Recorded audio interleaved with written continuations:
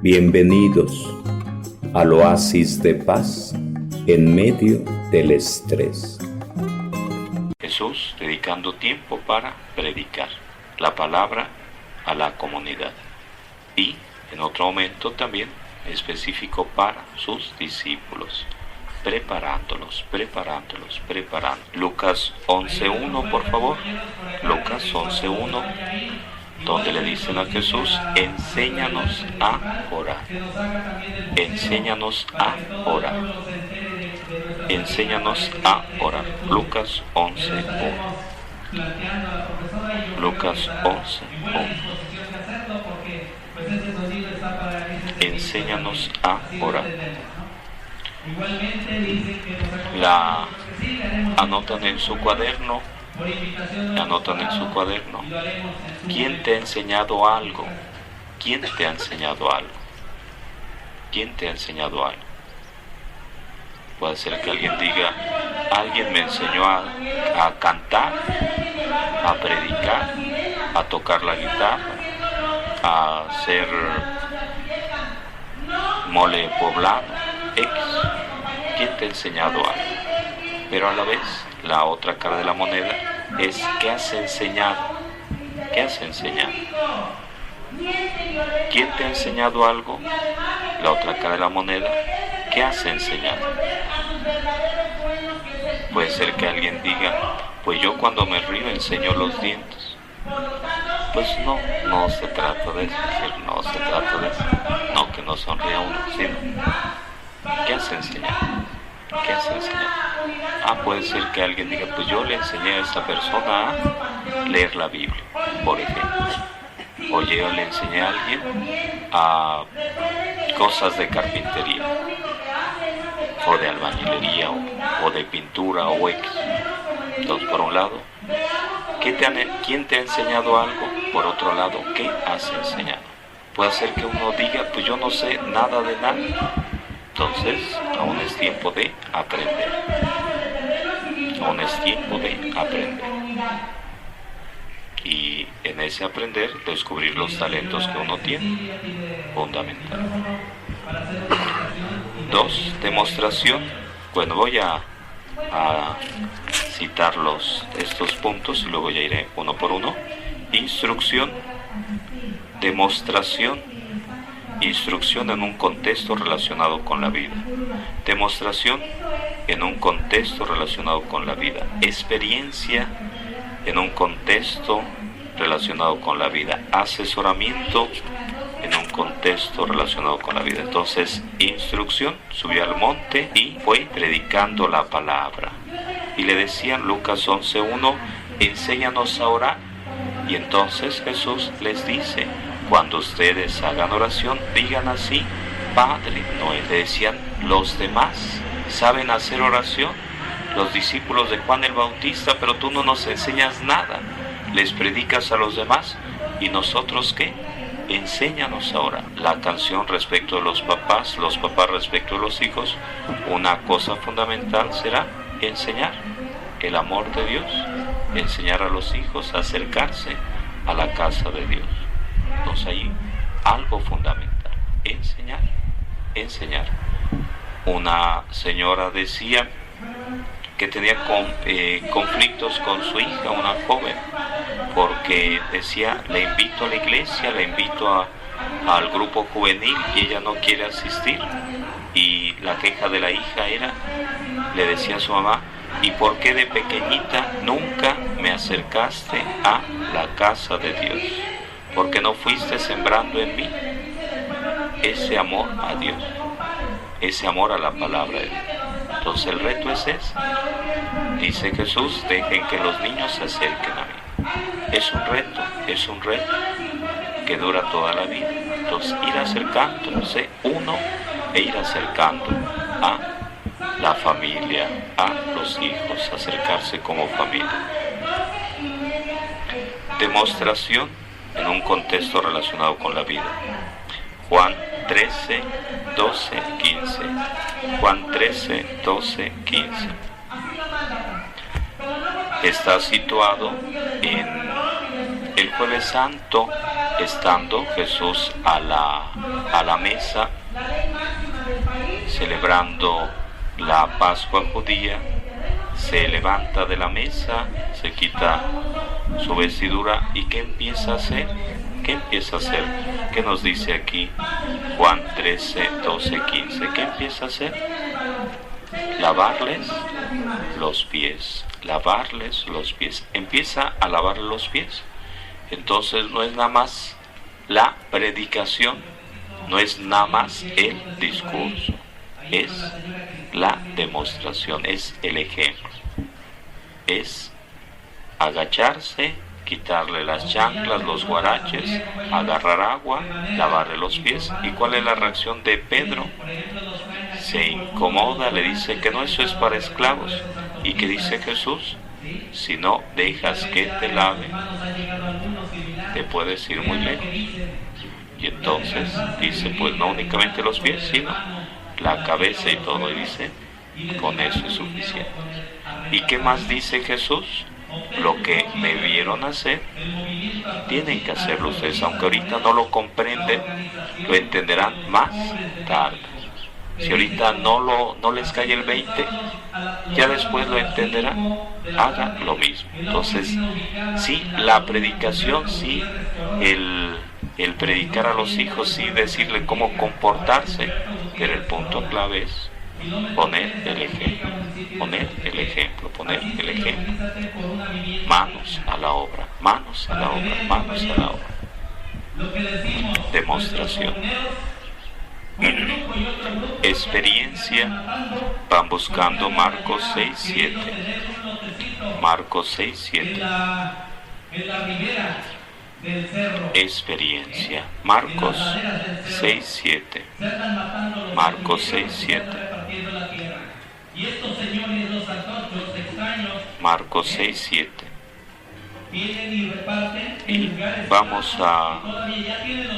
Alguien ya encontró Marcos 6, 7, donde dice, llamó a sus discípulos y los mandó de 2 en 2 y les dio autoridad sobre los espíritus inmundos. Entonces, anotan en su cuaderno, por favor. Anotan en su cuaderno un binomio que tiene que ser fundamental en nuestra vida: teoría y práctica. Anotan en su cuaderno teoría y práctica, teoría y práctica, teoría y práctica. El reto es ese, que no nos quedemos en la teoría, en el conocimiento, sino que lo llevemos a la práctica. Por eso dice Jesús, no solo el que me diga Señor, Señor, entrará en el reino de los cielos, sino el que cumple mi palabra. Entonces, no únicamente sabiendo que tengo que perdonar a quien me ofende, sino perdonar. Entonces, por ahí, la experiencia. Los envió de 2 en 2. Que Jesús nos dice, vayan por todo el mundo, y resulta que nunca hemos salido aquí a la calle, a aquella comunidad, a aquel otro pueblo, a tocar puertas e invitarlos a que se acerquen. Entonces, la teoría tiene que estar unida a la práctica. Que vayan por todo el mundo y resulta que se invita para ir a misionar a Guerrero y nadie quiere ir. Entonces, teoría y práctica. Teoría y práctica. Entonces, son dos cosas diferentes. Y si no van de la mano, la teoría y la práctica, anotan en su cuaderno, la práctica hace al maestro. Anotan en su cuaderno, la práctica hace al maestro. Marcos 6, 7. Marcos 6, 7. La práctica hace al maestro. Y vamos a buscar otra cita bíblica. La práctica hace al maestro. Buscamos otra cita bíblica, Lucas 9, 16. Lucas 9, 16. Lucas 9, 16. Lucas 9, 16. Algo parecido también en el capítulo 6 de San Juan. capítulo 6 de San Juan, la multiplicación de los panes. ¿Qué es lo que hace Jesús? Dice, había mucha gente siguiendo a Jesús, lo vemos todo el capítulo 6 de San Juan, y Jesús les dice, denles de comer. Y los discípulos dicen, no hay un tianguis, no hay un mercado, no tenemos dinero, mándalos a su casa, que ya coman lo que tengan. Pero, ¿qué hace uno de sus discípulos? ¿Qué hace Andrés, hermano de Pedro? Va a buscar, a ver si alguien tiene algo, y ve a un joven y le dice a ese joven, comparte lo que tienes. ¿Qué tenía? 5 panes y 2 peces. 5 panes y 2 peces. Pero dicen, ¿y qué es esto para tanta gente? El milagro está en el compartir. El milagro está en el compartir. Y entonces, ahora sí, ¿qué es lo que hace Jesús? Nos dice Lucas 9:16, levantó los ojos al cielo, hizo oración, le pidió ayuda a Dios, se multiplicó el pan. ¿Y qué hace con sus discípulos? ¿Qué le dice a sus discípulos? Sienten a la gente, organícenlos. Y él va dándole a sus apóstoles para que ellos lo lleven a las personas. Y dice, había 5,000 hombres, sin contar mujeres y niños. Sobre 15,000 personas, según en esta situación. Una aplicación práctica que utilizamos en la celebración dominical, donde viene la celebración, estamos celebrando, llega la comunión y a los ministros invitándoles que repartan la comunión. Y hacemos 3 grupos. Hablamos de 9 ministros compartiendo la comunión. Es lo que nos dice Lucas 9:16, teoría y práctica. Y aquí está hablando la experiencia de manos a la obra. Y entonces sus discípulos repartieron. Lucas 9:16. Les recomiendo que busquen también en Juan 6 en qué momento aparece esta misma idea, que ellos se pusieron a repartir el pan. Ya lo buscarán en otro momento. Asesoramiento en un contexto relacionado con la vida. Van buscando Lucas 17,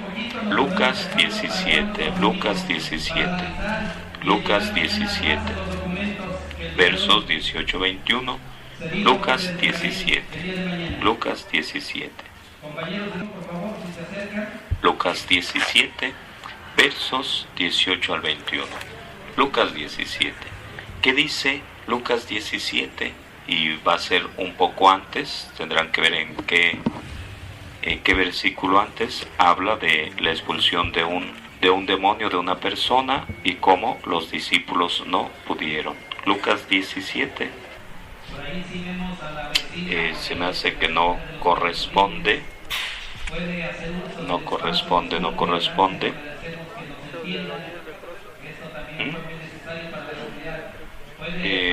corresponde aquí, pero el planteamiento es el siguiente. Un día un papá fue con los discípulos a pedirles que expulsaran un demonio de su hijo. Y los discípulos hicieron oración, pero el demonio no se iba, el demonio se quedaba. Y entonces el joven se revolcaba, se golpeaba, se hacía daño. Y el papá va a reclamarle a Jesús, y le dice, qué mal maestro eres. ¿Cómo es posible que no enseñes bien a tus alumnos? Porque fui a pedir ayuda y no lograron expulsar el demonio de mi hijo. Y entonces Jesús pacifica al papá y hace oración por ese joven para que se vaya el demonio, hace un exorcismo Y entonces queda liberado ese joven, queda en paz. Y ya aparte estará Jesús con sus discípulos y ellos le dirán: ¿por qué nosotros no pudimos expulsar ese demonio? ¿Y qué responde Jesús? ¿Qué responde Jesús? ¿Qué responde? Por un lado dice: porque no tienen fe, por un lado. Además va diciendo, hay casos que se requieren, además, otras cosas. Y dice ayuno y oración. Entonces van anotando esta palabrita. Van anotando esta palabrita, remojo espiritual. Van anotando esta palabrita, remojo espiritual. Van anotando esta palabrita, remojo espiritual. Van anotando ayuno. Van anotando ayuno.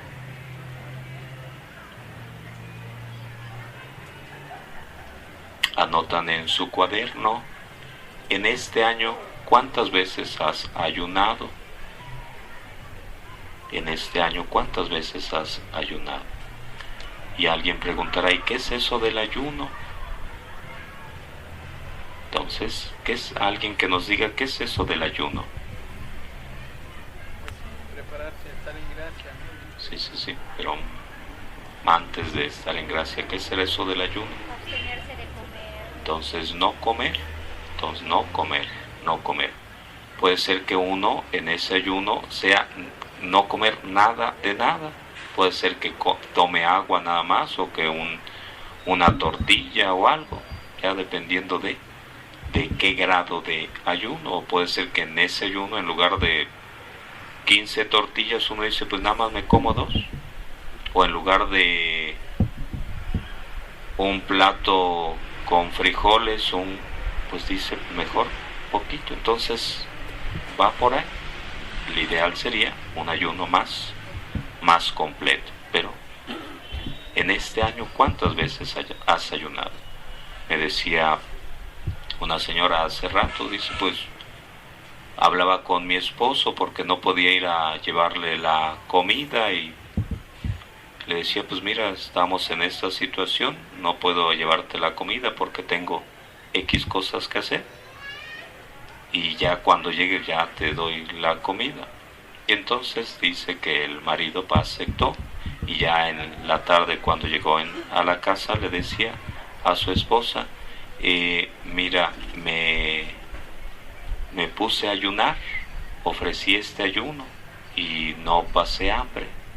Y ya eran la tardecita, sobre las 5.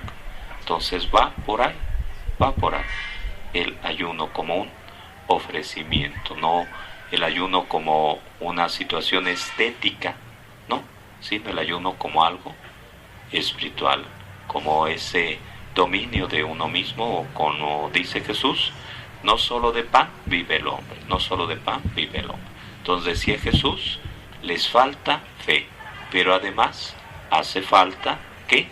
Ayuno y oración. Con otras palabras, dice Jesús, no son enchiladas. No son enchiladas. No es: les aviento agua bendita y ya se acabó. Rezo un Padre Nuestro y ya se acabó. No, por eso decía remojo espiritual. Remojo espiritual. Hay gente que trabaja en un taller mecánico y uno lleva la ropa a la casa a lavar, y aunque le ponga uno los polvos mágicos que anuncian en la tele, el detergente, el más fabuloso, el más X, polvos activos, polvos no sé qué, y resulta que no, nada más meto el pantalón, saco el pantalón y se le acabó la grasa. No, hay cosas que requieren tallar. Entonces la canción es la siguiente: hay ocasiones que uno requiere remojo espiritual.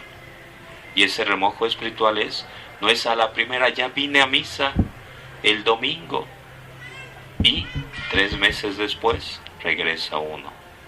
Entonces no es por ahí, no son enchiladas. No son enchiladas, es constancia, es perseverancia, y en ocasiones, dice Jesús, remojo espiritual.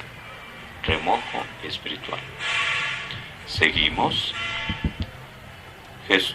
Luego vamos a buscar la cita bíblica que corresponde a este pasaje del reclamo que hacían a Jesús porque sus discípulos no habían aprendido bien. Incluso el papá le decía, si tú puedes, si de casualidad la haces.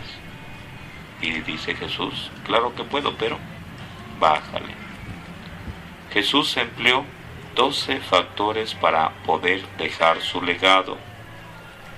Los voy citando: iniciativa, proximidad, amistad, ejemplo, compromiso, responsabilidad, conocimiento, visión, confianza, evaluación, poder e impulso.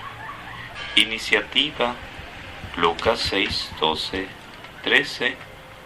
Iniciativa, Lucas 6, 12 y 13. Este texto es fundacional, fundamental. Lucas 6, 12, 13. Les recomiendo que subrayen esta cita. Lucas 6, 12, 13. Y es les decía al principio, 4 puntos. Jesús orando, Jesús evangelizando, Jesús formando, preparando a sus discípulos, Jesús con sus amigos. Es el punto 1. Jesús orando. Lucas 6, 12, 13. Dice, pasó la noche en oración. Pasó la noche en oración. Y entonces sí, dentro de sus 72 discípulos eligió 12. 12 porque eran 12 los descendientes de Jacob Israel. 12 tribus de Israel. 12 apóstoles. Y aparece la lista de los 12 apóstoles. ¿Y quién es el que está al principio? ¿Quién es el que está al final? Por ahí subrayan el primero y el último. Al principio aparece ¿quién? Pedro. Al final aparece ¿quién? Judas, el que lo traicionó. De esos 12 apóstoles, había 3 más cercanos a Jesús. ¿Quiénes eran? Juan, Santiago. Pedro, Santiago y Juan. Pedro, Santiago y Juan. De esos 3 discípulos, había alguien más cercano todavía, y por eso decía amistad, y lo demostró. Por eso decía el hijo pródigo que tuvo dinero y tuvo amistades. Se le acabó el dinero, se le acabaron las amistades, y el reto es tener amistades a prueba de tiempo, a prueba de todo. Es el reto. Juan. Entonces, 72 discípulos, 12 apóstoles, 3 que estuvieron en momentos claves: la transfiguración, la resurrección de Lázaro y otros momentos. Dentro de esos 3, Pedro, Santiago y Juan, uno más cercano. ¿Quién? Juan. Juan, que está Pedro, Santiago y Juan. Entonces, 72, 12, 3, 1. 72, 12, 3, 1. Entonces sería anotar el nombre de los 12. Después, ahí está en la Biblia. Después el nombre de los 3, Pedro, Santiago y Juan. Y luego Juan, que es el que está al pie del cañón. Bienvenidos al oasis de paz en medio del estrés.